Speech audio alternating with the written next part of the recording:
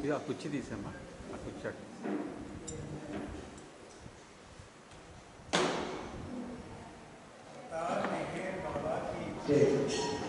अवतार मेहर बाबा की जय, अवतार मेहर बाबा की जय, अवतार मेहर बाबा की जय। मातृश्री मेहर गायत्री देवी समेत सद्गुरु श्री मेहर चैतन्य जी महाराज की जय। जय बाबा।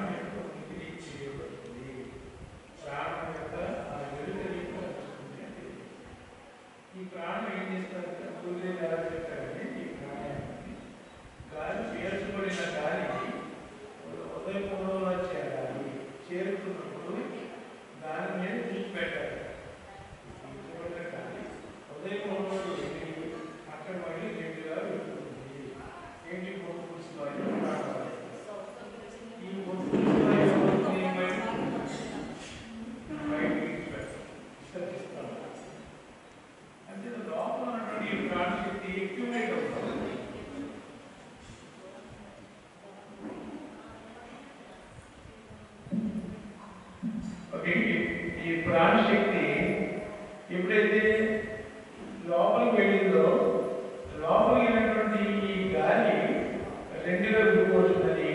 ఒకటి ప్రాణ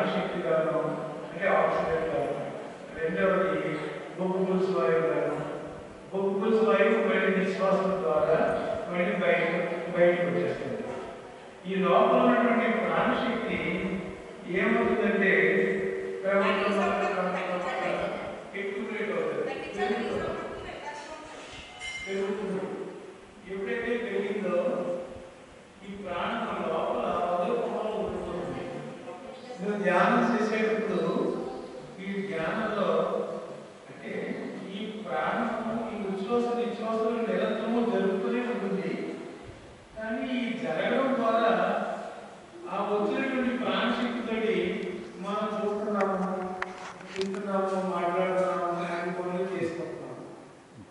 అంచేత మనం సర్వ కార్యక్రమాలకి కూడా ఈ లోపల వ్యక్తమైనటువంటి ఈ ప్రాణాయామం ద్వారా వ్యక్తమైనటువంటి శక్తితోనే చేయగలుగుతున్నాము.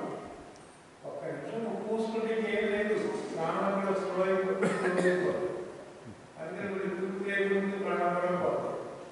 అందుకని చూసిన ఎప్పుడైతే ఆగిపోయాయో మనకు జీవనం లేదు. అలాగే ఈ వ్యక్తమైనటువంటి ఈ ప్రాణశక్తితో అన్ని పనులు చేసుకోవడానికి వీలుపడుతుంది. అయితే పొద్దున్న సాయంత్రం వరకు అన్ని పనులు చేసుకుంటూ ఉంటాం, హాయిగా నిద్రలోకి వెళ్ళిపోతాం. నిద్రలోకి వెళ్ళిన తర్వాత ఏమవుతుందంటే అక్కడ ఈ సూక్ష్మ శరీరం నుండి మళ్ళీ మానసిక శరీరం దగ్గరికి వెళ్ళేసరికి అంటే స్వప్నావస్థలో దాటి తర్వాత గాఢ నిద్రలో వెళ్ళేటప్పుడు ఈ గాఢ నిద్రలో భౌతిక జీవితం జీవించేటప్పుడు భౌతిక చైతన్యంతో జీవిస్తున్నాము. స్వప్నంలో వెళ్ళేటప్పటికి ఆ శుద్ధ చైతన్యము లేదా సూక్ష్మ చైతన్యంతో జీవిస్తూ స్వప్నాలు కళలు అంటున్నాము. ఆ కళలో ఉన్నటువంటివన్నీ కూడా ఎంజాయ్ చేస్తున్నాం, బాగానే ఉంది. మళ్ళీ గాఢ నిద్రలో వెళ్ళేటప్పుడు కదా మానసిక శరీరం మేల్కొంటుంది. ఆ మేల్కొన్న మానసిక శరీరం ఈ లోపల ఉన్నటువంటి లోపలికి ప్రవేశించాలి. మానసిక శరీరం మేల్కొని ఈ చిత్తంలో ఉన్నటువంటి సంస్కారాలన్నింటినీ కూడా ఒక్కొక్కటి మరణాలు ఏ జీవించాలో అందుకు అవసరమైనటువంటి ఆ సంస్కారాలని బయటికి వ్యక్తం చేస్తూ ఉంటుంది. తీసుకొచ్చి చైతన్యంగా ఉంచుతుంది. అలాగే సాయంత్రం వరకు ఈ కర్మలు అనుభవించాలో ఆ సంస్కారాలన్నింటినీ కూడా ఆ అనుభవానికి అవసరమైన సంస్కారాలు తీసుకొచ్చి చైతన్యంగా ఉంచుతుంది. అయితే మనం మెలుగు చేయడానికి ఏమవుతుంది? ఈ సంస్కారం యొక్క ప్రేరణతోటి హాయిగా నిద్రపోతున్నటువంటి మనం ఏం చేస్తుందంటే ప్రేరణ చేసి బయటికి వస్తుంది. లేకుండా ఖర్చు పెట్టు ఈ సంస్కారం యొక్క వ్యక్తీకరణ ఆ విధంగా వెళ్ళిపోతూ మనం మళ్ళీ రోజు ప్రారంభం. అయితే ఇక్కడ నువ్వు అంతర్ముఖమైనప్పుడు ఎప్పుడైతే మానసిక అది ఇంద్రియాలు రెస్ట్ తీసుకుంటున్నాయి, ప్రాణం రెస్ట్ తీసుకుంటుంది, మనస్సు రెస్ట్ తీసుకుంటుంది, కానీ చైతన్యము రెస్ట్ తీసుకుంటుంది. కానీ నీ లోపలికి వెళ్ళింది నువ్వు ఆ సత్యత్వ స్థితితో చాలా చెందుతావు. నీలో ఉన్నటువంటి అంతర్యామంతో చాలా చెంది శక్తులు పొందుకుంటావు. ఆయన యొక్క సహాయాన్ని నువ్వు స్వీకరిస్తావు. కానీ మళ్ళీ బయటలో పడతావు. కానీ అక్కడికి వెళుతున్నావు కానీ నీకు ఎదురు లేదు. రోజు దైవం సన్నిధిలోకి వెళ్తున్నావు, దైవంతో తాదాత్మ్యం చెందుతున్నావు, కానీ మనకు ఎదురు లేదు. ఆ గాఢ నిద్రే భగవంతుని యొక్క యోగ నిద్ర అన్నారు. ఎవరితో పోలుస్తారు. అని చేత మనం ఎక్కడ అక్కడికి వెళ్ళామో అక్కడ ఆయనతో తాదాత్మ్యం చెందుతున్నాం, ఆ ఆనందాన్ని అనుభవిస్తున్నాం. మళ్ళీ బయట సంస్కారం బట్టి బయటకు వచ్చేస్తాం. ఇది ఇక్కడ ఎరుకు లేకుండా ఆ స్థితిని అనుభవిస్తున్నాం. ఈ ప్రాణాయామం చేయడం వల్ల ఎరుకతో ఆ స్థితిని అనుభవించాలి అన్నారు. ఎప్పుడైతే నువ్వు ఎరుకతో ఆ స్థితిని అనుభవించాలి, ఆ దైవత్వాన్ని అనుభవించాలి. అందుకని నీకు ప్రాణశక్తిని సహకరిస్తుంది అంటారు. ఎలాగా? ఈ లోపల హృదయపంలో ఉన్నటువంటి ఈ ప్రాణశక్తి అంతా ఏమవుతుంది అంటే ఎక్యుములేట్ అవుతుంది. రోజు క్షణం అదే క్రమంగా పెరుగుతూ ఉంటుంది. ఇక్కడ మనం రోజు ప్రాణ అంటే ఉచ్ఛ్వాస ద్వారా వచ్చిన ప్రాణశక్తితో మనం ఖర్చు పెట్టేస్తాం ఇప్పుడు ఉంటే. కానీ ధ్యానంలో కూర్చున్నప్పుడు ఈ కాళ్ళు చేతులు కడుపు ముక్కు ఇవన్నీ కూడా అర్థం అవుతున్నాం. ఒక చోట నిశ్చితంగా కూర్చుని ధ్యానం చేయడం ద్వారా ఈ ఇంద్రియాలన్నీ కూడా అంతము అవుతున్నాయి. ఏ ప్రాణశక్తి ఈ ఇంద్రియాలన్నీ కూడా పనిచేస్తున్నాయో ఆ ప్రాణశక్తి లోపల ఉంది. కానీ ఇంద్రియాలు అక్కడ తటస్థంగా ఉన్నాయి, పని చేయట్లేదు. అప్పటిదాకా వినపడుతుంది, అన్నం అయిపోయి చేతి కూడా వినపడుతుంది, అంతమో అయిపోతుంది.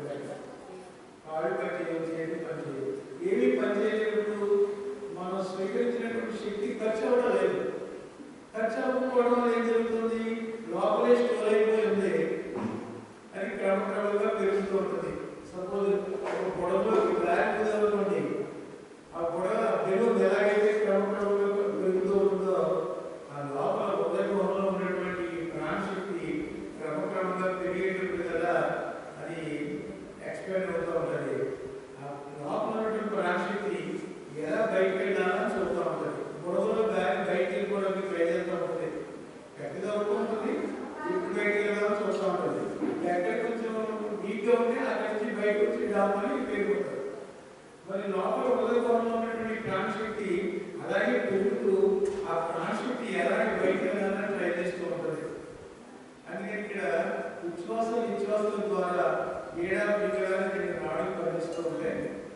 ఆ ఏడా పింగళానేటువంటి ఆ రెండు నాడులకు మధ్యస్థంగా ఉన్నటువంటి దాన్ని సుషుమ్న అంటారు. ఆ సుషుమ్న నాడు ఓపులు అవుతుంది. ఆ సుషుమ్న నాడు అర్థసత్తున్నది పరమేందుకంటే కూడా కంటికి కనబడాలనేటువంటి ఇలా ఉంటుంది. ఆ సుషుమ్న నాడు ఆ సుషుమ్నలోంచి ఈ ప్రాణశక్తి ప్రయాణం చేస్తుంది. ఈ హృదయ కోణంలోకి ఓవర్గా ప్రయాణం చేస్తే దైవానుభూతి సాధిస్తుంది. అంటే కేవలం నాకు భగవంతుడు కావాలి, దైవానుభూతి పొందాలి అనే ప్రయత్నంలో ఈ ప్రాణశక్తి ఓర్వంగా పనిచేస్తుంది.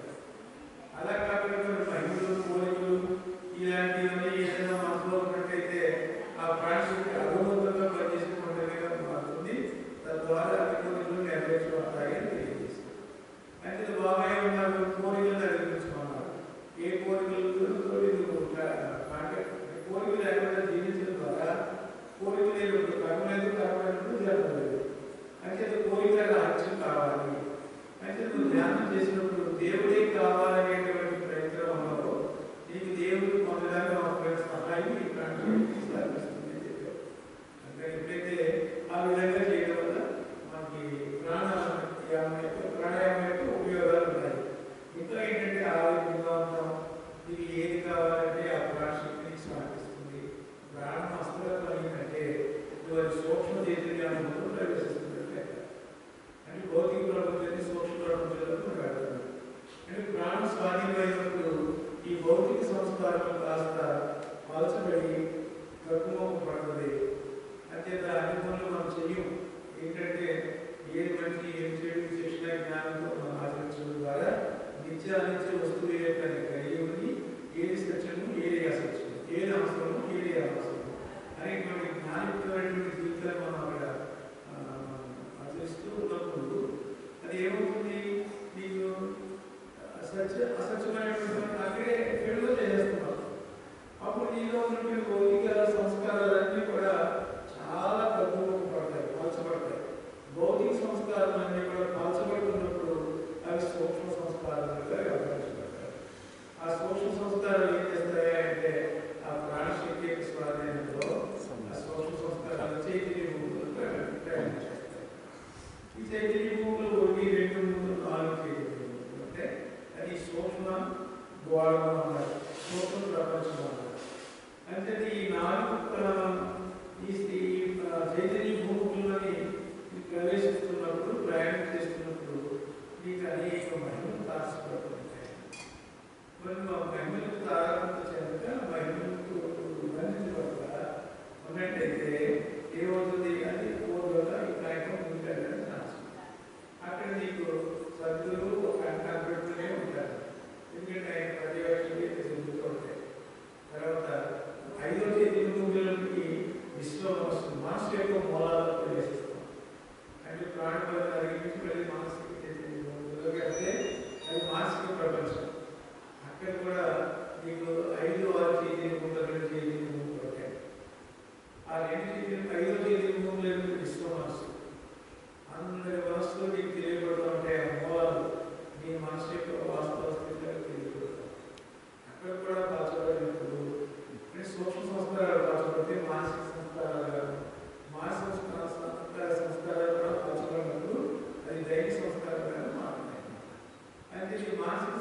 సంస్కారాలు ఏం చేస్తాయి?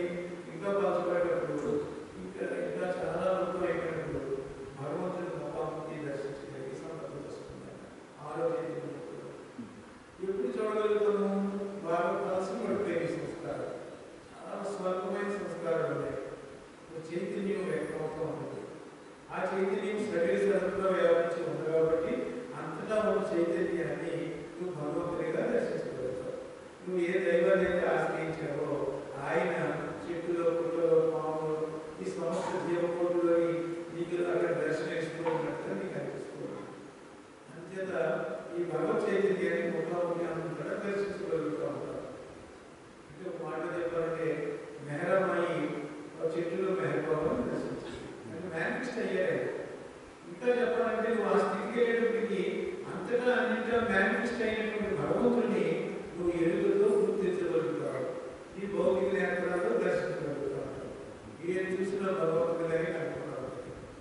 అందుచేత అది అనుభవంలో నీకు తెలియకుండా ఆ అనుభవం తీసుకెళ్ళిపోతూ ఉంటుంది. అక్కడ కూడా ఇంకా ద్వంద్వం ఉంది.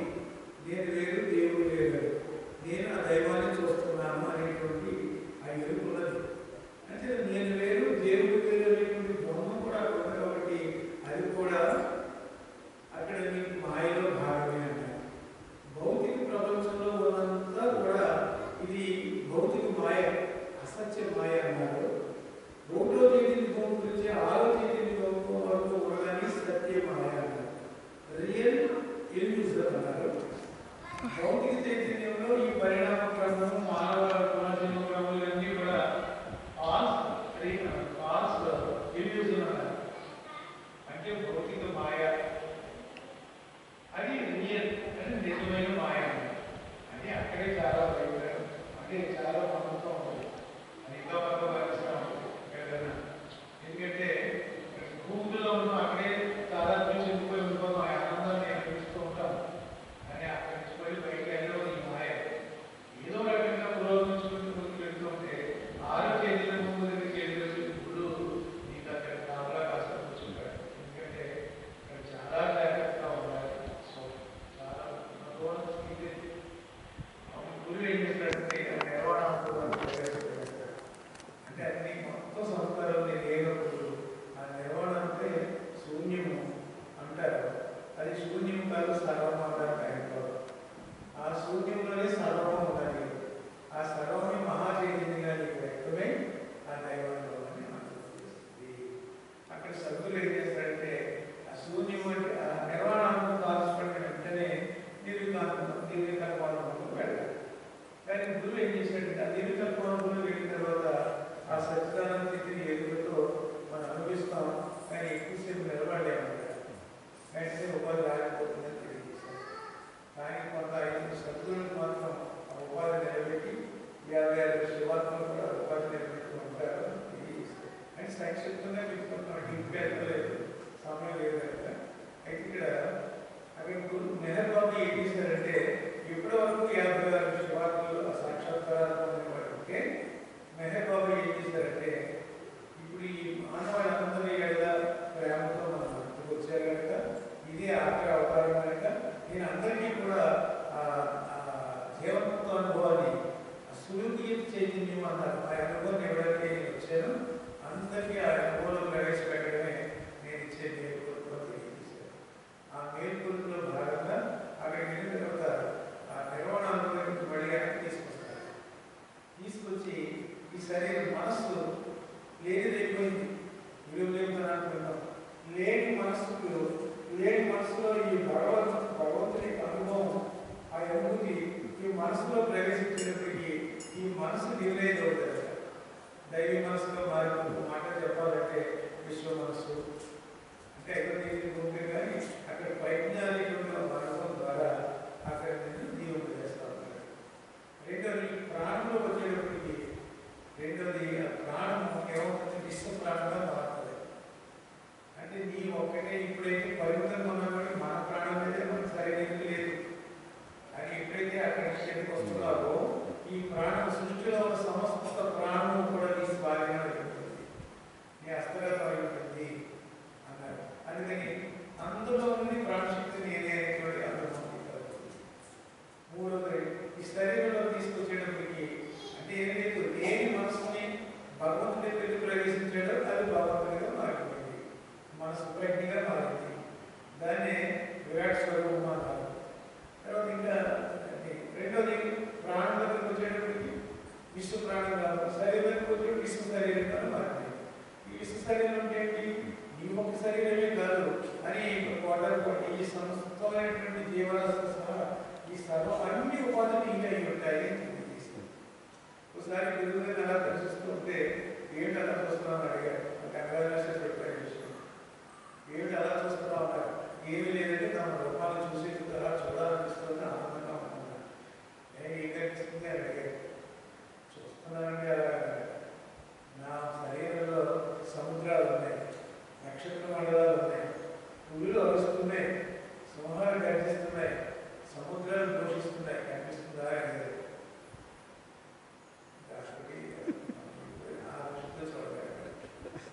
అంతేగాని ఏదో దర్శనం చేసుకుని జయబాబా చేయడం, గురుగారు ఆపరేట్ బయట వచ్చేస్తున్నారని ఇలా చూస్తాం. గురువు సర్వవ్యాపి, అనంత శక్తి, జ్ఞానంత స్వరూపుడు, సర్వజ్ఞుడు, అన్ని సమస్తము తానే ఉంటాడు. ద్వితీయ కాదు బ్రహ్మ లేదు, గురువే ఉంటాడు. గురువు లేదు, అవతార పురుషుడు లేదు కాదు, ఒకే అర్థం. ఆయన గురువుగా పనిచేసుకున్నాడు, అవతారంగా పనిచేసుకున్నాడు.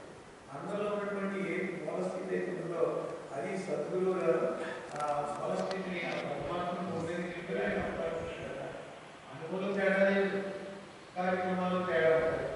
అందుకని గురువు అన్నా అవతార పురుషుడు అన్నా ఒకేలా తీసుకుని ఆ ఒకే స్థితి, ఒకే ఆత్మది. ఇన్ని ఆత్మలు లేవు, సద్గురు ఆత్మగా వ్యవహరిస్తుంది, ఇక్కడ అవతార ఆత్మగా వ్యవహరిస్తుంది, ఇక్కడ జీవాత్మగా వ్యవహరిస్తుంది. ఏదో చెప్పాలంటే మన అందరూ కూడా అవతార పురుషులే.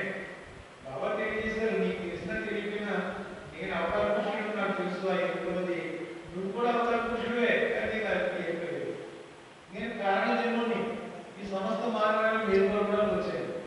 ఒక కార్యాన్ని పురస్కరించుకుని మీ మధ్యకి వచ్చాను, ప్రేమ పురస్కరించి మీ మధ్యకి వచ్చాను. మిమ్మల్ని అందరినీ గమ్యం చేయాల్సిన బాధ్యతను గుర్తించి నేను మీ మధ్యకి వచ్చి మీకు ఆ సూర్యుడికి చేసి అనుభవం చేయడానికి వచ్చాను. మరి మనం ఎందుకు వచ్చాము?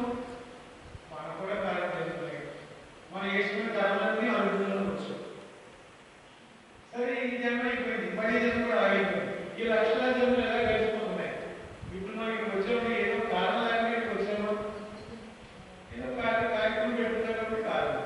ఈ కార్యానికి ఒక కారణం ఉంది, ఆ కారణం కార్యక్రమాలు అంటే కార్యకాల సంబంధం లేకుండా ఏది కాదు. ఒక వ్యక్తితో మాట్లాడాలన్నా, తినాలన్నా, వినాలన్నా, చెప్పాలన్నా ఏ ప్రతి స్పందన యొక్క కారణం లేకుండా ఏది జరగదు. అలాంటి నువ్వు కూడా కారణం, నువ్వు కూడా ఒక జన్మ కారణాన్ని పురస్కరించి నీకు జన్మించావు. మళ్ళీ ఇంకో కారణాన్ని ఏదో నిర్మాణం చేసుకుని అందుకని నువ్వు కూడా కారణం జన్మలేదు. అంటే మనం కూడా ఏ కారణంతో వచ్చాం? నేను వచ్చి కారణం ఏంటంటే ఈ జన్మలో ఎన్నో లక్షలు వృధాయిపోయి ఈ జన్మలో నేను గమ్యం చేయాలనేటువంటి కారణంతో వచ్చాను. కానీ నాకు ఉన్నటువంటి సంస్కారం ఉంటే ఇక్కడ దాంట్లో కూడా మూటలు వచ్చాను. ఆ మూటల కొద్దిగా ఓపెన్ చేసి అక్కడ కొంత ఖాళీ చేసి వీళ్ళ దగ్గర చేర్చుకున్నాడు. ఆయన దగ్గర చేర్చుకున్న వెంటనే నా మూట అంతా ఖాళీ అవుతుంది మొదలైంది. ఎంత ఖాళీ అయిందో చెప్పాక శివప్రసాద్ ఉండేవాడు, ఇప్పుడు అలాగా 17, 27 చెప్పలేదు. కానీ ఖర్చుతో వస్తున్నాను నేను, నాలో మెహబాబా పెరుగుతూ వస్తాయి. ఆయన తెలియకపోతే నేను కలుగుతున్నాను. అంటే ఇది శత్రుల దర్శనం పాపనాశనం అంటారు. శత్రుల దగ్గరికి వెళ్ళేటప్పుడు కదా మన పాపాలు మూట బుధం వేసుకుని ఒంగి అలా బుధం మూట ఎప్పుడైతే ఇసుక మూట అనుకున్నాం. మన పాపాలు ఉంటాయి, ఇసుకలో ఎన్ని దేవుడు ఉంటాయో మూటలో ఆయన పాపాలు కొట్ట మన వెనక మూట అనుకున్నాం. బుధం వేసుకునేటప్పుడు మొక్కుకుని అడుగుతుంది కదా, ఎక్కడ గురువు ఉన్నాడు అని వెతుక్కుంటే ఆయన గురువు దగ్గరికి అది పాదాలు పెట్టుకున్నాం. మరి సద్గురు దర్శనం పాపనాశనం అంటారు. వెళ్ళే పాదాల దగ్గరికి వెళ్ళేటప్పుడు కదా ఈ మూటలో వెళ్దాం. ఆయన ఏమంటారంటే జై బాబా అంటారు. జై బాబా ఏమంటారు? దివ్య మంత్రాన్ని మనలో ప్రవేశపెడతారు. జై బాబా అనేటప్పుడు కదా ఒకసారి జై బాబా చెప్పేసి మనం వెనక చేస్తా ఉంటాం ఆ మూటలో బొమ్మ. కానీ మరి వెనక్కి కరెక్ట్గానే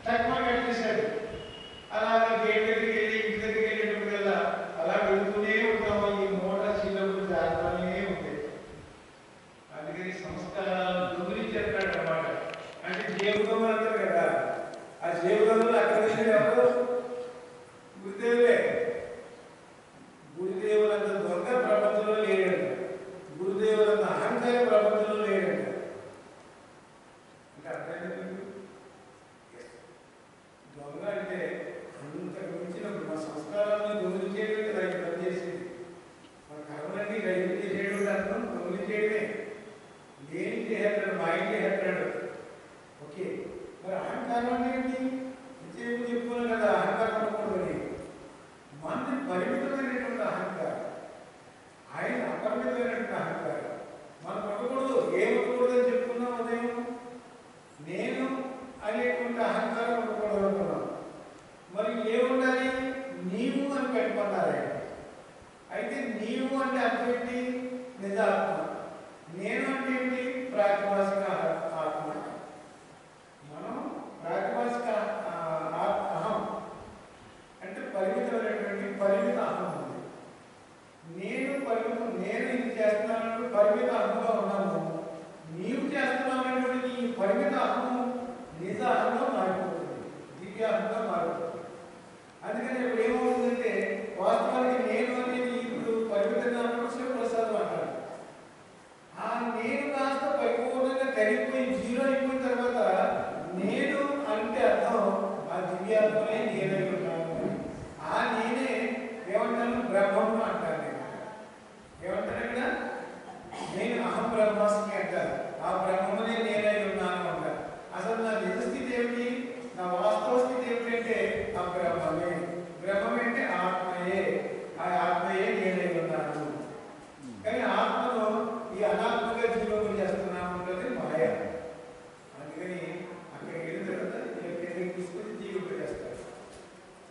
ఈ మూడు స్థితులు శరీరాన్ని, ప్రాణాన్ని, మనసుని నిలిపి ఆ సచ్చిదానంద స్థితిని ఎరుకతో అనుకూల చేయడమే స్మృతి చైతన్యము. అదే నీ గమ్యము అని తెలియజేశారు. అంటే గమ్యం అంటే ఏమిటి? లివింగ్ యాజ్ గాడ్ అన్నారు. గమ్యం అంటే ఏమిటి? దేవుడిలా జీవించాలి. దేవుడిలా జీవింపజేయడమే గమ్యం. అంటే మనందరం కూడా దైవంగా జీవించాలి. లివింగ్ యాజ్ గాడ్ అన్నారు బాబు. అది లక్ష్యం అంటే ఏమిటి? ఆ గమ్యం చేరే పర్యంతము ఏ అవతార పురుషుడు ఏ అంతర్యమైతే నీలో ఉన్నాడో ఆయన్ని ప్రేమించడమే నీ లక్ష్యము. ఆయనతో ఐక్యతాను పొంది తదనుగుణంగా జీవించడమే మోక్షం. అంటే మన మోక్షం అంటే ఇలా అర్థం చేసుకోవాలి. లక్ష్యాన్ని అలాగా. ఓకే, ఇప్పుడు మరి ఏమిటంటే ఈ ప్రాణశక్తి ఏం చేస్తుంది అంటే ఈ ప్రాణాయామం చేయడం వల్ల నీకు ఆ గమ్యం చేరడానికి అంటే నీకు సహకరిస్తుంది. ఎలా సహకరిస్తుందంటే ఉదాహరణకి మనం మీ ఇంటి దగ్గర నుంచి రావాలంటే ఖర్చు అవుతుంది కదా. కొంత మరి అనుమోదం చేయడానికి ఖర్చులు అవుతాయి కదా. అంచేత మన దగ్గర ఎక్కువ డబ్బులు ఉంటే ఎక్కువగా మనం పని చేయగలుగుతాం, తక్కువ ఉంటే తక్కువ స్థాయిలో ఉంటుంది. మన పరిమితమైన ప్రాణంతో మనం ఏ పని చేయలేకపోతున్నాం. మన పనులు మనం సరిపెట్టుకుంటున్నాం. నీరసంగా ఉన్నప్పుడు ఏం పని చేయగలం? అదే కొంచెం హుషారుగా ఉంటే బలంగా ఉన్నప్పుడు ఎక్కువ పని చేయగలం. అలాగే ఇప్పుడు ఏమవుతుందంటే మన ప్రాణశక్తి మన స్వాధీనంలో ఉన్నప్పుడు ఎంత పనైనా అవలేగా చేయగలం. ఆంజనేయం చూడండి, ఏదో సంజీవుని నీకు తీసుకురావాలి అంటే ఏంటి అర్థం కాకుండా సంజీవ పర్వతాన్ని తెచ్చేసాడు. ఇందువల్ల శక్తి, అపారమైన శక్తి ఉన్నాయి. మరి దేని వల్ల వచ్చింది? నీకు కూడా వస్తుంది ప్రాణశక్తి స్వాధీనం వస్తుంది. అందుకని ప్రాణశక్తి కావాలి. ప్రాణాయామం చేసినట్టు నువ్వు ఏ పనైనా చేయగలవు అనే సర్వసమర్థత నీకు ప్రాణాయామం ఇస్తుందని తెలియజేస్తాడు. ఓకే, ఇంకొంచెం ముందుకెళ్తే మన దైవంగా జీవించాలి. ఇది మన లక్ష్యం, మన గమ్యం. అందుకే మెహబాబా మనం మర్చిపోవచ్చు. మరి దైవంగా జీవించేటప్పుడు ఎలా ఉండాలి? అందరినీ కూడా సమదృష్టిలో చూస్తాం, అందరిలోనే భగవంతుడిని చూస్తాం. నేను భగవంతుడిని. ఇక అక్కడ ఏది రెండోది బంధం కనపడదు. బంధం అంటే ఏంటి? అభేద దర్శనం, జ్ఞానం. ఎక్కడ భేదం చూపడం అనేవి జ్ఞానము. అంచేత భేదం అంటే రెండు లేని స్థితి. ఈ ద్వంద్వాన్ని అధిగమించడం అంటే రెండు ఉండకూడదు. అక్కడ ఉన్నది ఒక్కటే. ఆ ఒక్కటే మనం గమనించాలి. ఆ ఒక్కటే నీలో ఉంది, అందులో ఉంది. అదే ఆత్మ అంటే అర్థం. మనం చాలా మంది అనుకుంటారు, డౌట్స్ ఉంటాయి. పరమాత్మ అంటే అన్ని ఆత్మలు ఆయనలో ఉంటాయి అన్నారు. ఎందుకంటే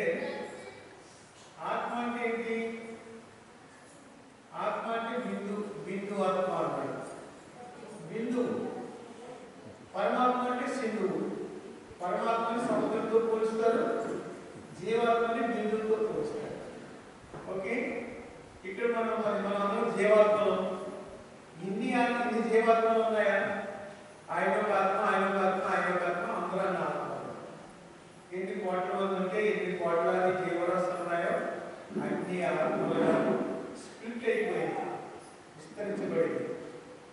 మరి మీ ఆత్మ నా ఆత్మ ఒకటే, కానీ ఒకలాగా జీవిస్తున్నాం, వేర్పాటు భావంతో జీవిస్తున్నాం. ఎందువల్ల?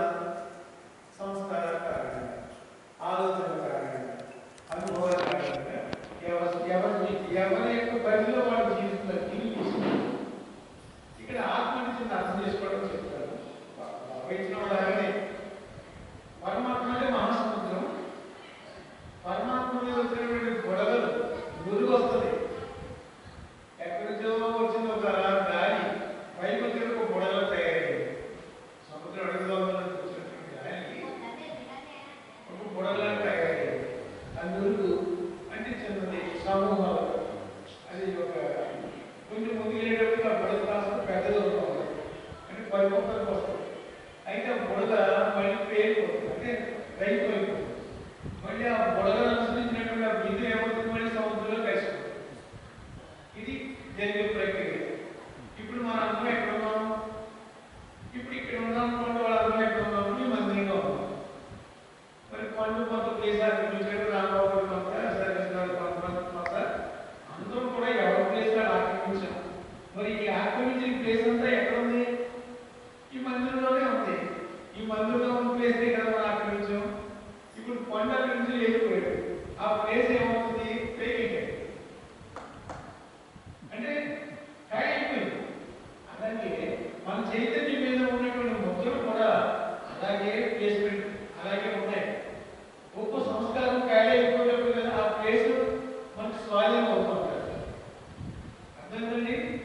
అది వేరే సందర్భాలు బట్టి చెప్పుకుంటున్నాం. కానీ ఆ ప్లేస్ ఖాళీ అయిపోయింది, ఆ ప్రాప్తి నీకు చైతన్యం స్వాధీనమైంది. ఇక చైతన్యం అంటే అర్థం ఏంటంటే ఇవన్నింటికి ఆశ్రయించిందని చైతన్యం అంటే. పైన మొత్తంలో ఒక్కొక్కటి ఖాళీ అయిపోతుంటే ఆ ప్లేస్ నీకు స్వాధీనం అవుతా ఉంటుంది. ఆ ప్లేస్ నీకు ఖాళీ ఎప్పుడైతే అయిపోయిందో అది నీకు స్వాధీనంగా వచ్చేది. అప్పుడు సంస్కారానికి ఆలోచనకి మధ్య ఉన్న ఖాళీని పెంచమన్నాడు. ఇప్పుడు ఆలోచన మీ దగ్గరికి మధ్యలో ఒక ఆలోచన ఇంకేనా? మనిషి అందరూ దగ్గరగా ఉంటుంది, ఆలోచన పక్కన ఉన్నట్లే. అది దూరం ఉంటే ఇప్పుడు మీకు నాకు దానిలో ఇక్కడ ఒక ఆలోచన, అక్కడ ఒక ఆలోచన, ఈ మధ్యలో ఎంత ఖాళీ ఉంది? ఇదే భగవంతుడు అన్నాడు. అంటే ఆలోచనకి మధ్య ఉన్న దాన్ని భగవంతుడు అన్నాడు. భగవంతుడు అంటే చైతన్యం. ఆ ఖాళీయే భగవత్ చైతన్యం, దైవాన్ని అనుభవం చేస్తుంది.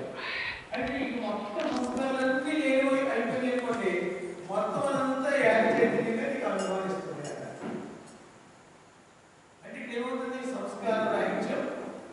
ఏమవుతుంది? క్రమక్రమంగా జన్మ రాహించం. జన్మలో సంస్కారం లేకపోతే ఉనికి లేకపోతే కర్మ లేవు, కర్మ లేకపోతే జన్మ లేదు. మరి కర్మలన్నీ క్రమంగా మొత్తం అంతా క్లీన్ అయిపోయింది అనుకోండి, నీకు అనుభవించడానికి ఏ సంస్కారం లేనప్పుడు ఏం చేస్తుంది? దైవాన్ని అనుభవం చేస్తుంది. ఏమిటి? ఆ చైతన్యం. ఏ చైతన్యం అయితే ఇప్పుడు సంస్కారాల నుంచి అనుభవం చేసిందో అదే చైతన్యము అనుభవింపబడడానికి ఏ ముద్రలు లేనప్పుడు దైవాన్ని అనుభవం చేస్తుంది. ఇప్పుడు ఇదిగోండి, ఈ ప్రపంచంతో ఎలా అనుభవం చేసి మధ్యాహ్నాన్ని అనుభవం చేస్తుంది. ఎప్పుడైతే మనం ధ్యానంలో కూర్చున్నామో ఈ మూడింటి నుంచి విడుదలైపోయి ఈ చైతన్యం ఇప్పటిదాకా ప్రపంచాన్ని అనుభవం చేసింది, అదే చైతన్యం ఇప్పుడు దైవాన్ని అనుభవం చేస్తుంది. ఇది ఆత్మ, పరమాత్మ మనలో ఉన్నాడు. దానిపైన చైతన్యం ఉన్నది. చైతన్యం మీద ముద్రలు ఉన్నాయి. ఆ ముద్రలే మనసు అంటారు. ఆ ముద్రలను ప్రయాణం చేసేది ప్రాణం, అనుభవించేది శరీరం. ఈ శరీరానికి ప్రాణం ఆధారం, ప్రాణానికి మనసు ఆధారం, మనసుకి చైతన్యం ఆధారం, చైతన్యానికి ఆత్మ ఆధారం. ఇవన్నింటినీ అనుభవించే చైతన్యం ముద్రలో ముద్రలు అనిపిస్తుంది. అయిపోయిన తర్వాత అనుభవింపజేయడానికి ఏమీ లేదు కాబట్టి అంతర్ముఖం అయిపోతుంది. పొద్దు నుంచి సాయంత్రం దాకా అనుభవం చేయిస్తుంది. ఇంక ఖర్చు పెట్టడానికి ఏ కర్మలు లేనప్పుడు ఇక నిద్ర వచ్చేస్తా ఉంటుంది. అంతర్ముఖం అయిపోయి ఇంకా పని అయిపోయిందని వెంటనే అంతర్ముఖం అయిపోయింది, నిద్రలోకి వెళ్ళిపోతుంది. వెళ్ళిపోయి ఏం చేస్తుంది? మళ్ళీ మర్నాడు ఏ కర్మ కావాలో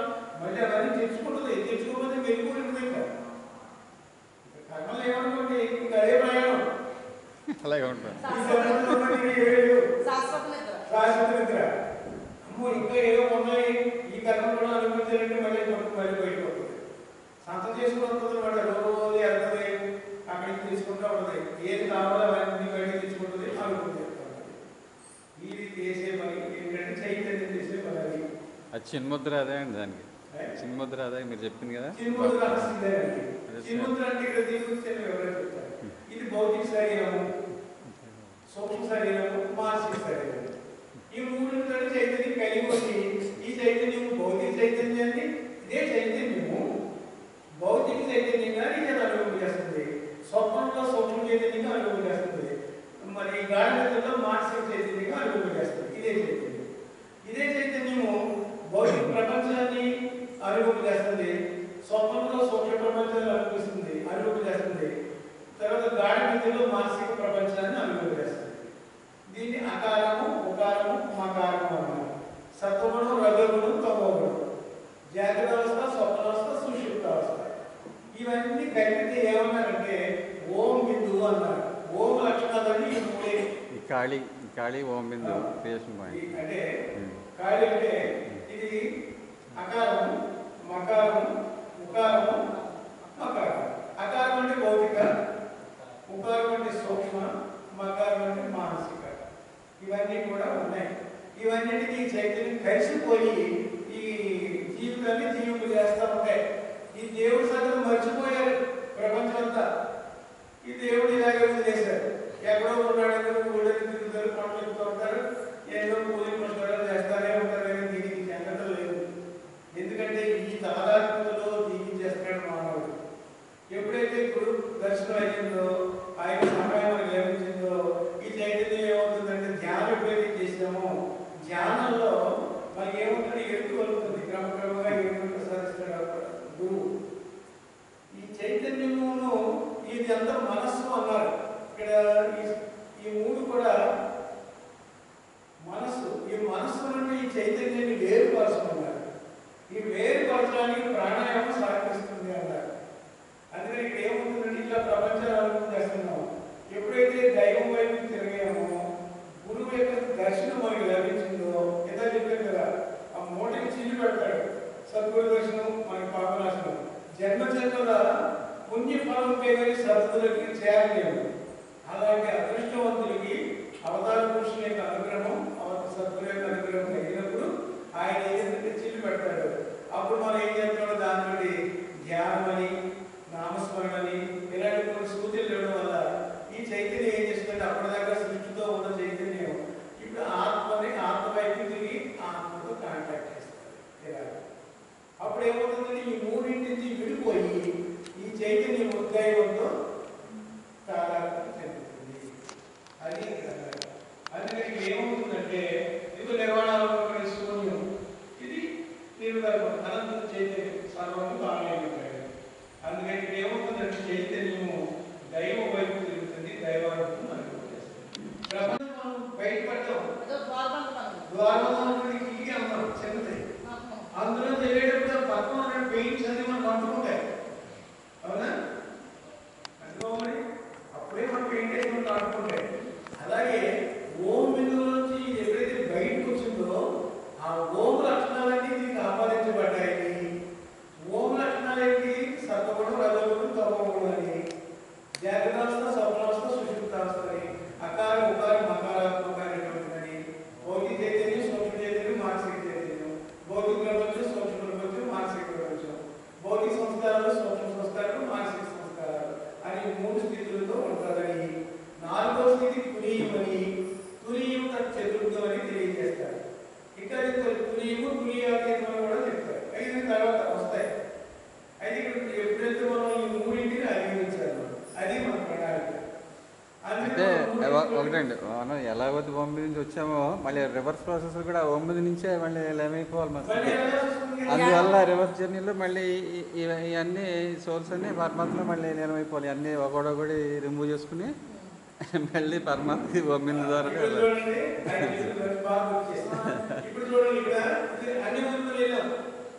ఈ మూడు స్థితిలో అధిగమించేసుకుని ఈ చైతన్యం దైవాన్ని కలిసింది, దైవానుభవంలో ప్రవేశించింది. ఈ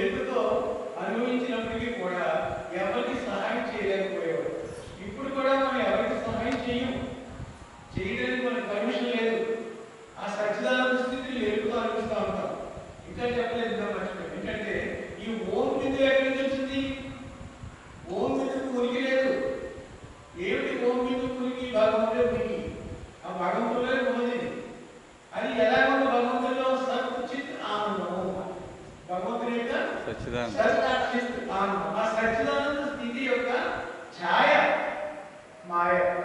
ఆ ఛాయ మాయ, ఆ మాయ ఓం. Creation point. అందుకని ఆ ఓం బిందువు భగవంతుని యొక్క సచ్చిత్ ఆనందము అనే ఈ మూడు స్థితులు కూడా అకార ఉకార మకారాత్మకమై భౌతిక సూక్ష్మ మానసికమై ఇక్కడ మన చేత జీవింపజేస్తా ఉన్నది అని. ఈ వెళ్ళేటప్పుడు మనం భౌతిక చైతన్యాన్ని అధిగమించాలి, తద్వారా సూక్ష్మ చైతన్యంలో ప్రవేశిస్తాం. దాన్ని అధిగమించి బలపడినప్పుడు మానసిక చైతన్యంలో ప్రవేశిస్తాం. దాన్ని అధిగమించి బలపడినప్పుడు దైవ చైతన్యం, ఈ చైతన్యం దైవంలో అనుభవిస్తుంది అని చెప్పారు. చూడండి, అలాగే వచ్చాము, మళ్ళీ అలాగే వెళ్ళాలి. ఎక్కడి నుంచి వచ్చామో అక్కడికే వెళ్ళాలి. మరి ఎందుకు వచ్చామో ఎందుకు వెళ్ళాలి? ఎరుకు లేనిదే ఎరుకు కోసం. ఎరుకు లేకుండా వచ్చాము, ఎరుకుతో వెళ్ళాలి. అంటే ఈ ప్రయాణం అంతా ఎక్కడ జరుగుతుందంటే ఎరుకు లేని దివ్యత్వం నుండి, అది దైవత్వమే. అక్కడ ఎరుకు లేకుండా ప్రయాణం చేసాం, ఇక్కడికి వచ్చి ఎరుకుతో ప్రయాణం చేసాం. అంటే ఎరుకు నుంచి ఎరుకు లేకుండా భూమి మీదకి పరిణామ క్రమంలో పూర్తి చేసుకుని, పునర్జన్మ క్రమంలో పూర్తి చేసుకుని, ఈ చైతన్య భూమికలతో అన్ని కూడా అధిగమించి, ఎప్పుడైతే నీకు ఏ మనసునైతే పోగేసుకున్నావో, ఏ కర్మనైతే పోగేసుకున్నావో అన్ని గుర్తుంచుకోవడానికి కర్మను పోగు చేసుకుని జీవించేదాన్ని అంటే ఈ పరిణామం మానవుడు అయ్యేదాకానేమో పరిణామం అన్నాడు. మానవుడి దగ్గర నుంచి జన్మ చక్రంలో చెప్తే పునర్జన్మ క్రమం అన్నాడు. మళ్ళీ అక్కడి నుంచి చైతన్య భూమికలు ఎదుర్కొంటే అది చైతన్య ప్రయాణం అన్నారు, దైవీ ఆధ్యాత్మిక ప్రయాణం అన్నారు పూర్వం. ఇది కిందకి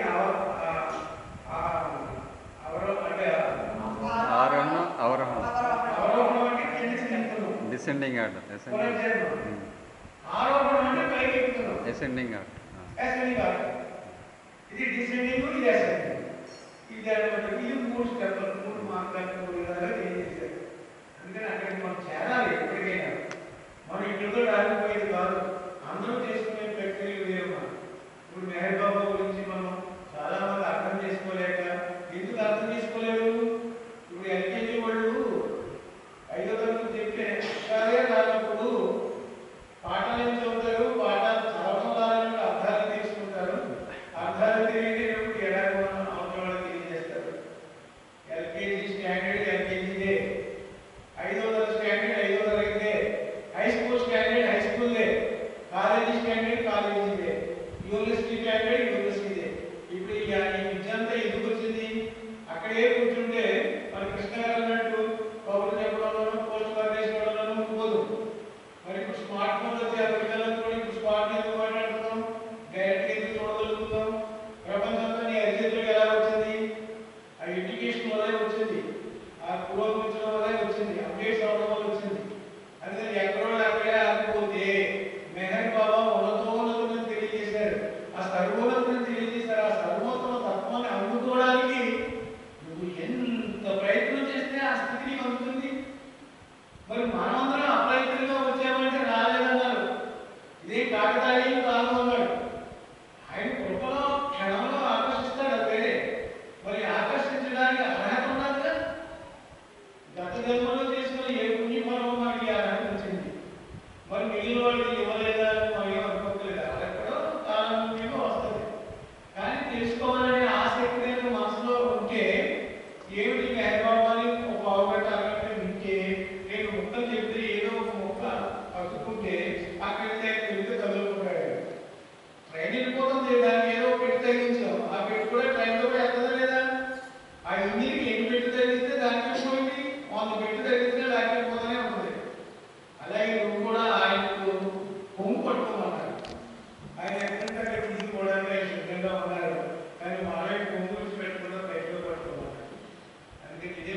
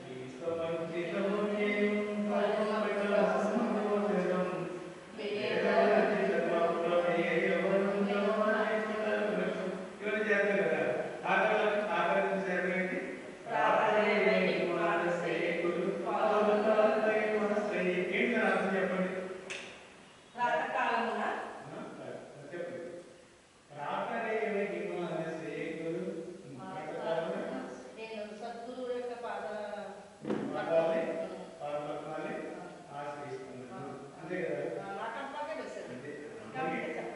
అందుకే అంతే ఆ, తెలుసు. అదే చెప్పండి అంటున్నారు అంతే. అయితే ఇక్కడ దాన్ని వివరణ చెప్తారు. చెప్పండి. ఏమిటంటే ప్రాతరేవ హిమానసే గురు పాదుకాద్వైమాశ్రయే ఉదయం లేని మొదలు సాయంత్రం వరకు ఆయన పాదాలను ఆశ్రయించుకుని ఉండాలి. ఓకేనా? మరి గురువు ఎక్కడ ఉన్నాడు? కొంచెం అవగాహన కోసం మాట్లాడు. గురువు ఎక్కడ ఉన్నాడు? నీ గురుస్థానం ఏది? శాస్త్రం. ఓకే. శాస్త్రాలు మరి ఆయన పాదాలు ఏవి? ఆయన పాదాలు ఎక్కడ ఉంటాయి? కింద పాదాలంటే పాదాలు అనుకుంటున్నాం. అయితే కూర్చున్నాడు కదా ఆయన. మరి పాదాలు ఎక్కడ వస్తాయి? ఇక్కడే కింద. ఉన్నాయండి.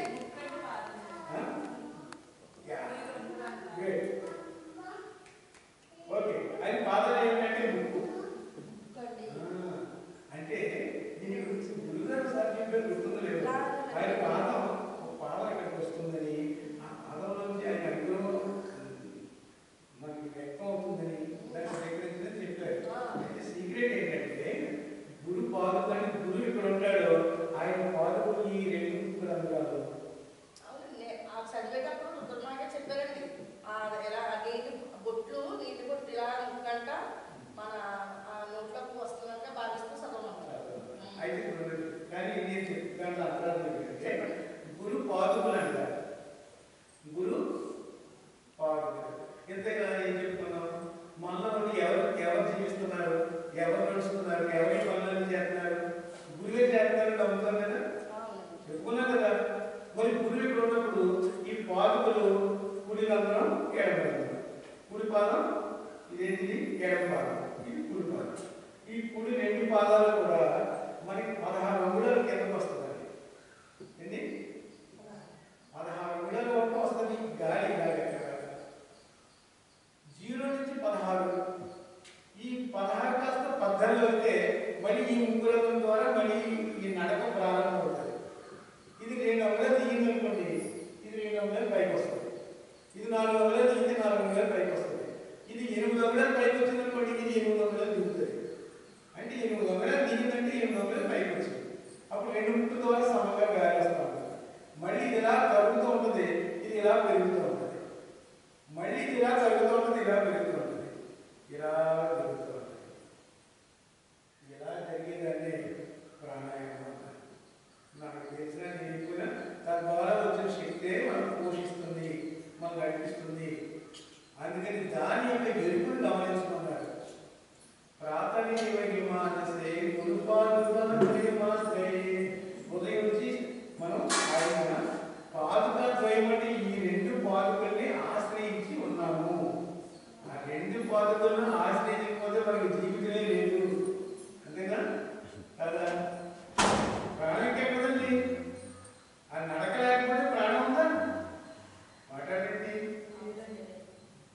అందుకని అది పాదుకాద్వయం అంటే. అందుకని సంపదలో చెప్తారు ఆ విషయాన్ని గుర్తు చేస్తారు. ఇక్కడ కూడా ఏ సంపదమైనా సత్యాన్ని ప్రబోధించారు. దాన్ని అనుభవానికి తెచ్చుకోవడానికి మెహన్ బాబా పరిపూర్ణమైన క్లారిటీ ఇచ్చారు. అందుకని మనం ఇలా అర్థం చేసుకుంటే బాగుంటుంది. సో అందుకని ఆయన కృపా కటాక్షం మన మీద ఎల్లప్పుడూ ఉండాలి.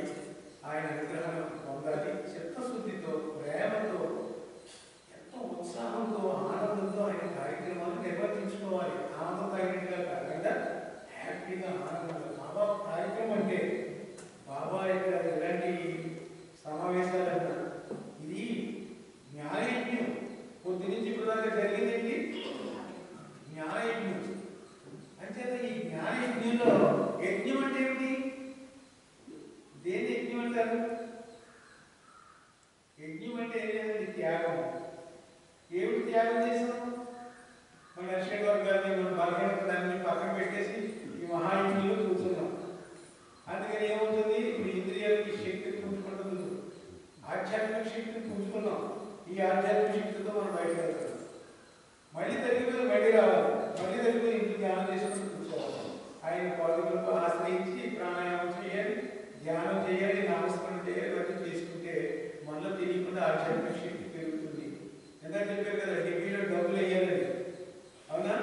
డిగ్రీలో ఒక వస్తువు కొనుక్కోవడానికి చెప్పేసి వదిలేశారు. వస్తువు అంటే అర్థమేంటి? ఆ బ్రహ్మపదం పొందడం అంటే సామాన్యమైన విషయం కాదని ఊరికే అలాగా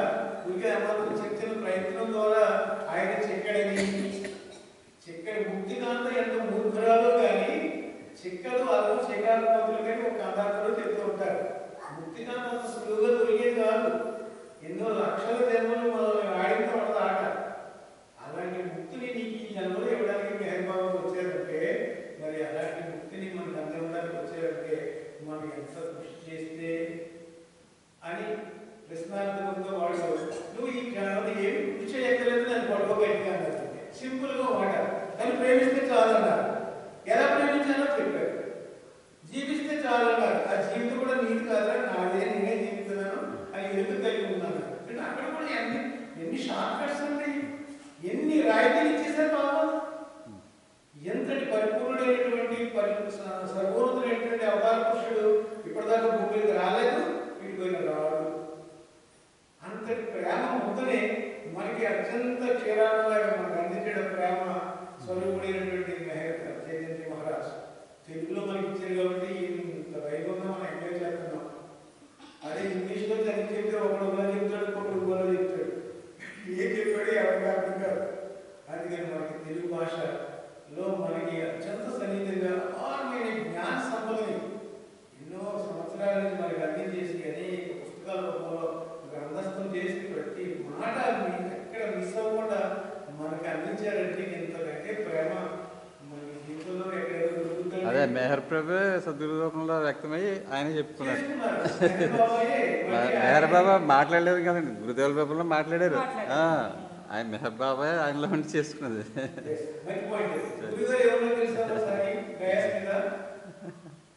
పుచ్చకాయలు వేరు రాదనబడే నేను పూర్తిగా జీరో అయిపోయిన తర్వాత ఇది ఏమి మిగలేదు, కేవలం ఒక డొల్ల.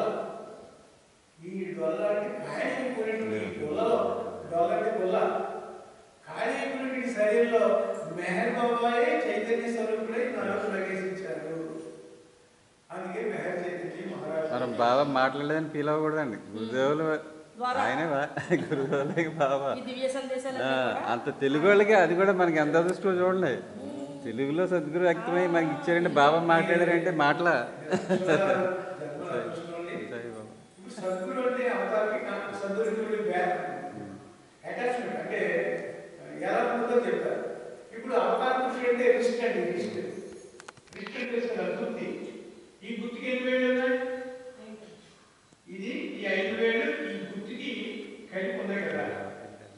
ఏ వేలు కలపాలన్నా ఈ గుర్తు ప్రమేయం లేకుండా కలపలేదు. అవునే కదా. ఈ గుర్తే అవతార పురుషుడు. అవతార పురుషుడు ఈ వేల ద్వారా పనిచేసుకుంటున్నాడు. 5 ముగ్గులుగా అంటే 5 సద్గురువులతో అనుసంధించబడి పనిచేసుకునేది ఎవరు? అవతార పురుషుడు మెహర్ బాబాయే 5 సద్గురువులతో పనిచేసుకుంటున్నాడు. మెహర్ బాబా వ్యవహరిస్తున్నటువంటి ఆ దివ్య నామం ఎవరైతే మనం ఆశ్రయించి బాబా నామం చేసుకుంటామో క్రమక్రమంగా ఆ నామం యొక్క శక్తి, ఆ సహాయం నీకు పరిపూర్ణంగా అందజేస్తారు. ఎవరిని ఏ విధంగా పిలిచినా సరే నీకు అందించేటువంటిది 5 ముఖములుగా పనిచేస్తున్నాడు. ఇంకొక విషయం ఏంటంటే సద్గురు శరీరం విడిచిపెట్టేసిన నీకు సహాయం అందరూ సద్గురు ఉండగానే అందుతుంది అని అర్థము. ఆ రూపంలో కూడినటువంటి మెహర్ చైతన్య మహారాజు మనం ఆశ్రయించాము. ఆ రూపంలో కూడినటువంటి రూపము కాదు సద్గురు అంటే. అలాగే అవతార పురుషుడు అంటే కూడా ఈ రూపం కాదు. మీకు కనిపించడానికి ఒక తొడుగు, ఒక బుర్క వేసుకుని మన మధ్యకు వచ్చారు. అంటే మెహర్ చైతన్యంగా వ్యవహరించినటువంటి అదే చైతన్యము రూపం మార్చుకుని మరొక 5 వ్యక్తమైంది. ఎక్కడ నీకు ఉన్నప్పటికీ కూడా గురుదేవ అంటే సజీవుడైన సద్గురు వెంటనే స్పందించి నీకు సహాయం అందిస్తాడు. అది శాశ్వతమైనటువంటి ఈజిప్ట్ స్టేట్ అన్నారు. అది ఈజిప్ట్ స్టేట్ అన్నారు. అదే అండి శరీరం కాదు. సద్గురు మొట్టమొదటి నుంచి ఉన్నటువంటి సద్గురు పరంపర అంతా కూడా తానే అయ్యున్నాననేటువంటి అనుభవంలో ఉంటాడట. అందుకని సద్గురుడు అడిగే ఒక మిగిలిన 5 సద్గురులు ఎక్కడ ఉంటారండి? ఎక్కడుంటారు 5 సద్గురులు? ఈయనలోనే ఉంటారు.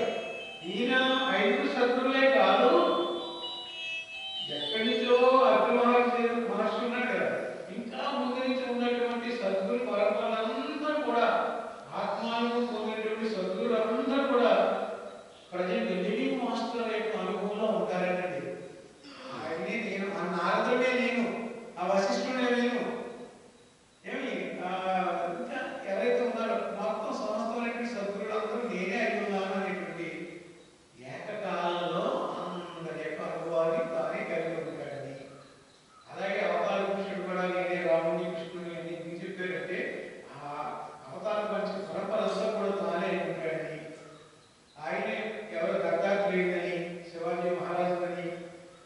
ప్రభుత్వాలు ఉన్నాయి.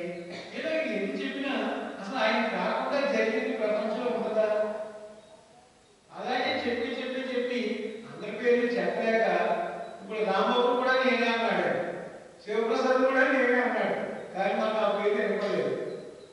అంతే కదా వాస్తవానికి. అంటే అర్థం ఏంటంటే మీరందరూ నేనేనయ్యా, నా యొక్క ప్రతిబింబాలే మీరు అందని. అంటే మీకు నాకు భేదం లేదు, కానీ నాకు ఎరుకుందో నీకు ఎరుకు లేదు. ఆ ఎరుకు ఇవ్వడానికి నేను వచ్చాను.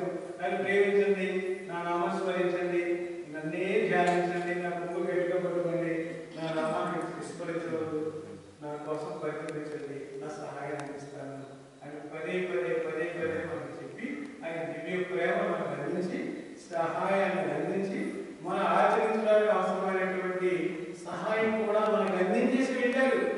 మీరేం భయపడక్కర్లేదు. నాకు బాబా దొరికాడు, నేను చేయగలనా లేదా, గమనించగలనా లేదా, ధ్యానం చేయగలనా లేదా, ధ్యానం ఉంటుందా లేదా, ఇలాంటివన్నీ నీ అజ్ఞానం వల్లనే నువ్వు పెట్టుకునే అనుభవాలే తప్ప నువ్వు కూర్చుంటే ఆయన చేసుకుంటాను అన్నాడు. అలా చేసుకోవడానికి మన అవకాశం ఇవ్వాలి కనుక మీరందరూ కూడా ఇక్కడికి వచ్చినటువంటి వాళ్ళు, ముందు వచ్చిన వాళ్ళు మీరందరూ కూడా ఒక ప్రమాణం తీసుకోవాలి. మీ మీద ప్రమాణం ఎక్కడారా? అందరూ ఒకసారి వెళ్ళండి. అవతార్ మెహర్ బాబా కి జై. అందరూ కూడా అనండి, మీకు మీరు బాబా మీకు ఇచ్చినటువంటి ఆ గమ్యాన్ని మేము చేరడానికి మాకు అర్హత ప్రసాదించు, అందుకు అవసరమైన సహాయం ప్రసాదించు, అందుకు అవసరమైనటువంటి మేము పని చేయడానికి అవసరమైన సంస్కృతిని ప్రసాదించు. ఎన్ని ఇబ్బందులు, నా కష్టాలు, నా బాధలు, నా బరువులు, బాధ్యతలు ఎన్నున్నా అవన్నీ కూడా నువ్వు స్వీకరించు. ఎందుకంటే నువ్వు నా కోసం వచ్చావు. నా కర్మలన్నింటినీ నువ్వు రైతు చేయడానికి, నాకు సహాయం చేయడానికి, నా కర్మరాజ్యం చేయడానికి వచ్చావు కనుక అవన్నీ నువ్వే భరించి నాకు అవసరమైన సహాయాన్ని అందిస్తావు శ్రీకృష్ణుడితో కోరుకుంటున్నాను.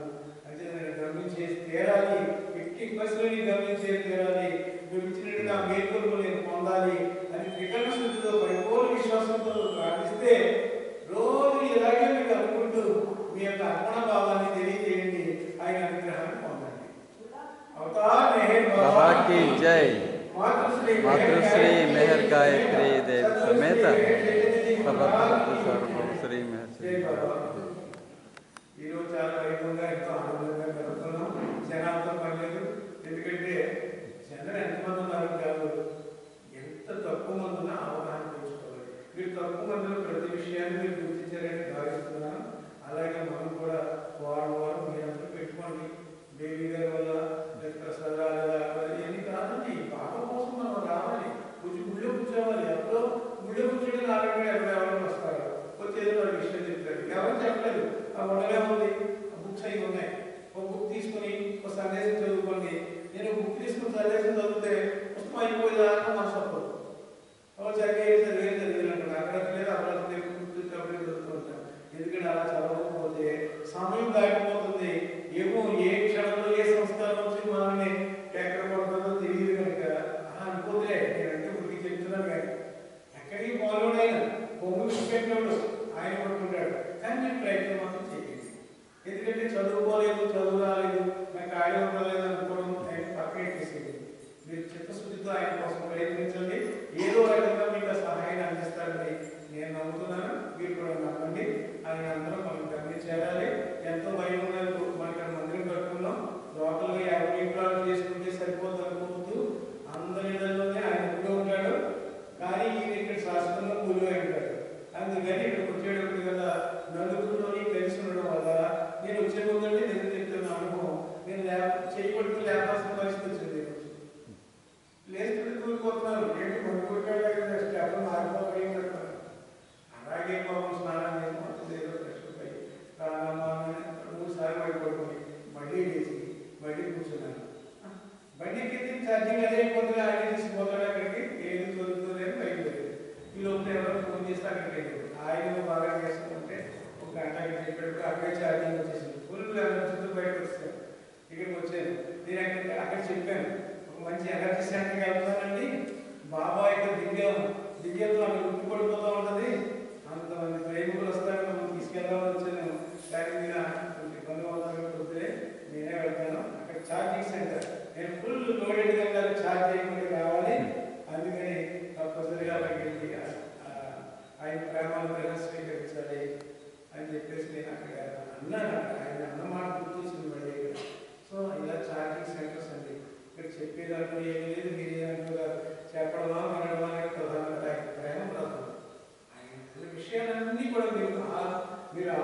పట్టండి, గుర్తు చేసుకోండి. ఇప్పుడు చూడండి, పండు చిన్నవాడే ఏది రహస్యాలు అలా గుర్తు పెట్టుకుని చేసుకోవడం. చిన్న పెద్ద వయసులో పని లేదు ఇక్కడ. అందరూ కూడా ఆయన అనుగ్రహం పాత్రమే, ఆయన అనుగ్రహం అవసరమే. అందరూ కూడా ఆయన అనుగ్రహం మనకి ఇచ్చాడు. ఆయన మీకు అన్నింటిలో కూడా ఆయన సహాయాన్ని ప్రేమ కూడా మనకి అందించాడు కనుక మీరు చాలా కార్యకర్తలుగా అద్భుతంగా చేస్తారు. మరి ధ్యానాలు కూడా ఎలా చేస్తారో నాకు తెలియదు, కానీ ధ్యానాలు చేయండి. సంగీతం కూడా బాగా చేస్తున్నారు. ఇంకా ఇంకా పొందిదాకా మొదలవుతుంది. ఎందుకంటే ఒక పాట ఉంది, అడుగుదాన్ని మొదలని ఇవ్వను రామ. రాముని అంటాడు భక్తుడు, అడుగుదాన్ని మొదల నివ్వను రామ, అభయమివ్వక నిన్ను విడువను. అడుగుదాన్ని కదలవును, నాకు అడుగు ఇవ్వకుండా వెళ్తే అని వారిని శ్రీరామచంద్రుడికి భక్తుడు. మీరంతా ఇంతేనయ్యా, మాకే వారిని వెళ్తారంటాడు ఆయన. నిజంగా గొప్ప అదృష్ట సాధన మనం అర్హత మనం ఇచ్చాడు. నా ప్రేమికులు నేను దాసున్నాను కదా. ప్రేమికులు కాదు, నా ప్రేమ దాసున్నాను. గుర్తులుగా నన్ను ప్రేమించే నా ప్రేమికుల యొక్క ప్రేమకు నేను బాధిస్తున్నాను. ప్రేమ మరి నువ్వు బాగా ప్రేమిస్తున్నావు కదా, అందరూ కొంచెం సేవ చేయట్లేదా? ఇంకోటి కూడా చెప్తారు, నా ప్రేమికులే కాదు ప్రపంచం అంతా నా బిడ్డలే, నేను అందరికీ సేవ చేస్తూనే ఉన్నాను. నువ్వు నా ప్రేమికుడు కాబట్టి ఎదుగుతో గుర్తిస్తున్నావు. వాళ్ళందరూ నాకు విడిపోయారు కదా, దూరంగా ఉన్నారు కదా, అజ్ఞానంతో చీకటిలో ఉన్నారు కదా. నేను చేస్తున్నాను, అలా చేయటం లేదు. కొంచెం వెలుగులో మీకు ఎవరు సాయం చేస్తారనుకోండి, ప్రసాద్ సాయం చేశాడేమో, పండు సాయం చేశాడు, సరేశ్వర సాయం చేశారని చూస్తున్నారు మీరు. ఎప్పుడు వెలుగులో. మరి చీకటిలో సాయం చేస్తే ఏం చూస్తాం? ఇప్పుడు మనందరూ అజ్ఞానంగా చీకటిలో ఉన్నాం. కానీ మెహర్ బాబా సర్వకాల సర్వస్థలంలో నీ కంటికి రెప్పలాగా సహాయం చేస్తూనే ఉన్నాడు. కానీ వెలుగులో నువ్వు చూడలేకపోతున్నావు. అంటే ఎరుక లేక టార్చ్ అమ్మ, టార్చ్ లైట్ ఎరుకంటే ఏంటి తెలుసా? టార్చ్ లైట్ లాంటిది దీపం. అర్థమైందా? ఎరుకంటే జ్ఞానం అని, గుర్తు అని, వెలుగని ఎలా చెప్తారు. ఓకే, టార్చ్ లైట్ చూసినప్పుడు ఎలాగైతే ఎరుకని కలుగుతుందో అలాగే ఎరుకలో ఉన్నప్పుడు అమ్మ నాకు బాబాయి సాయం చేశాడు, ఆ సాయం చేశాడు, నేను ముందనుకుంటే ఎక్కడ వస్తున్నాడు, నేను ఏదైనా పట్టుకుంటే బాబా నాకు సాయం చేసి బాబాయి ఈ గంధాన్ని తప్పించాడు కాబట్టి ఆయన ప్రేమలో అర్పణలో నాకు సాయం చేశాడు స్పష్టంగా చెప్పగలుగుతున్నాం. మరి అజ్ఞానంలో ఈ ఆలోచనే లేనటువంటి వాడికి కూడా ఆయన నిరంతరం సాయం చేస్తూనే ఉన్నాడు. అజ్ఞాన కారణంగా నాకు దేవుడు సాయం చేయట్లేదు అనుకుంటున్నాడు. ఎందుకంటే ఏదో నా బిడ్డలే, ఆయన నా బిడ్డలే, పుణ్యాత్ములు నా వాళ్ళే, పాపాత్ములు నా వాళ్ళే, అందరూ నా వాళ్ళే. కాబట్టి అందరికీ సహాయం సమకూర్చుతో ఇస్తూనే ఉన్నాను. అర్హత కలిగిన వాడు ఎక్కువ స్వీకరిస్తాడు, అర్హత లేని వాడు తక్కువ స్వీకరిస్తాడు. అసలు దేవుడు అంటేనే ధ్యాస లేని వాడు స్వీకరించలేకపోవచ్చు, కానీ నేను మాత్రం సహాయం సమానం ఇస్తూనే ఉన్నాను అని క్లియర్గా గురుదేవుడు బాబా తెలియజేస్తారు. ఆ సహాయాన్ని పొందడానికి మనం ఓపెన్ చేయాలి. ఇంకోటి కూడా చెప్పారు, నేను వడ్డించేవాడు వచ్చాడు, స్వీకరించడం సిద్ధంగా ఉండండి. అవునా? వడ్డించే అనుభవించేవాడు వచ్చాడు, అనుభవించడం సిద్ధంగా ఉండండి అన్నాడు. అనుభవించడం సిద్ధంగా ఉండాలి, ప్రిపేర్ అయి ఉండాలి. పాయింట్ అర్థమైందా? జై బాబా, అవతార్ మెహర్ బాబా కి జై. మీరు అలాగే చెప్తుంటే అలాగే సమయం గడుస్తూ ఉంటుంది. అందుకే మీరు వెళ్ళిపోయే సమయం ఆసమయంగా అర్థమైపోతుంది. అంటే మైండ్ ఎప్పుడైతే కొంచెం ఇంటి వైపు తిరిగిందో అందరికీ అర్థమైపోతుంది. దానికి ఒక పాట ఉంది, ఏంటిది? ఎంతకాలం అయిందో